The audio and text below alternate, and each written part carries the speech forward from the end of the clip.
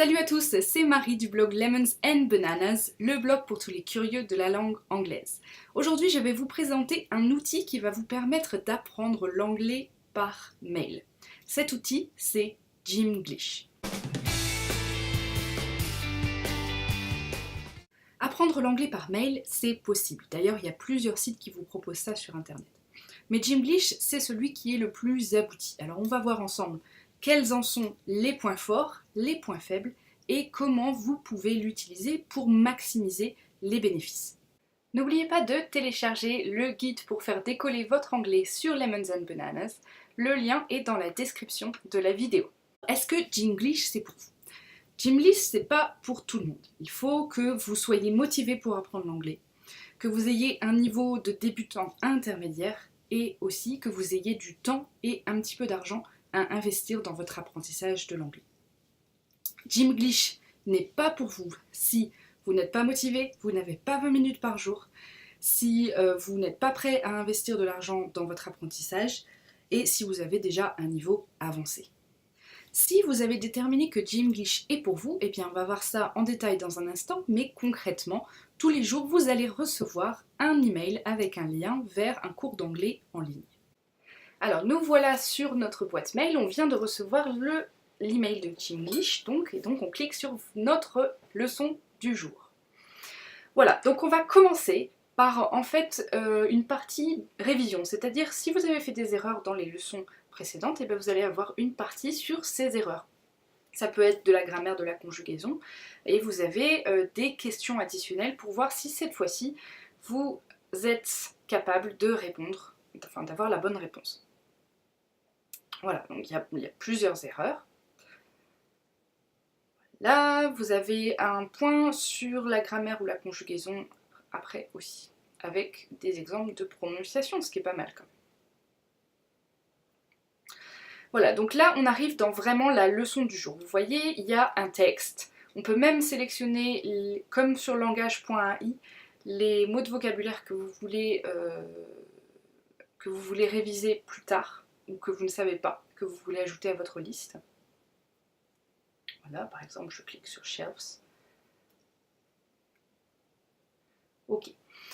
Après ce petit texte, vous avez des questions de compréhension du texte. Puis vous avez un deuxième exercice, cette fois-ci c'est de la compréhension orale. Vous voyez, vous avez un petit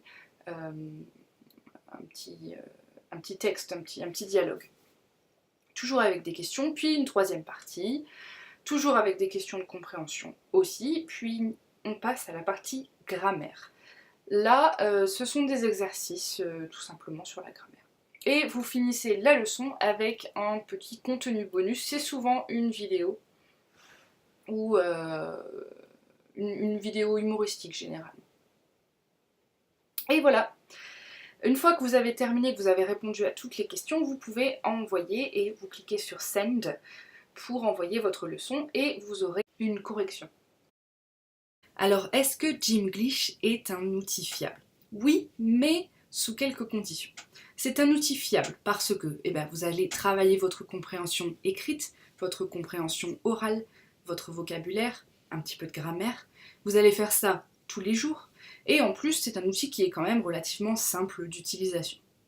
Mais attention, ça reste un outil, c'est-à-dire que il faut d'abord commencer par l'essayer, parce qu'on n'a pas tous la même façon d'apprendre, et bien il faut que vous testiez pour savoir si Gimglish est un outil pour vous. C'est pour ça que Gimglish vous offre un mois d'essai gratuit. Donc prenez cet essai, allez jusqu'au bout de l'essai gratuit et regardez vraiment si ça vous a fait progresser en anglais, si ça marche pour vous et si vous êtes capable de tenir sur la longueur. Deuxième point, il faut que vous preniez des notes. Dans les cours de Gimglish qui sont très bien faits, il faut quand même que vous ayez quelque chose à côté de vous pour vous souvenir des mots de vocabulaire, des points de grammaire que vous êtes en train de voir. Troisièmement, il faut revenir sur les leçons régulièrement. Parce qu'une fois que vous avez vu un point, il faut le répéter. C'est comme ça qu'on apprend.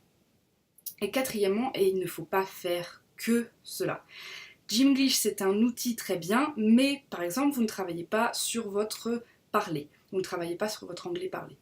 C'est dommage. Quand vous apprenez une langue, c'est quand même un des points les plus importants, c'est de parler.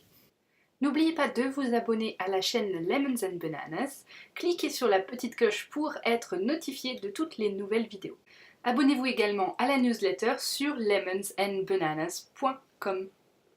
Voilà, donc essayez Gymglish, le lien pour le mois d'essai est dans la description de la vidéo. Dites-moi ce que vous en pensez dans les commentaires et nous on se retrouve la semaine prochaine avec une nouvelle vidéo sur Lemons and Bananas. Bye bye!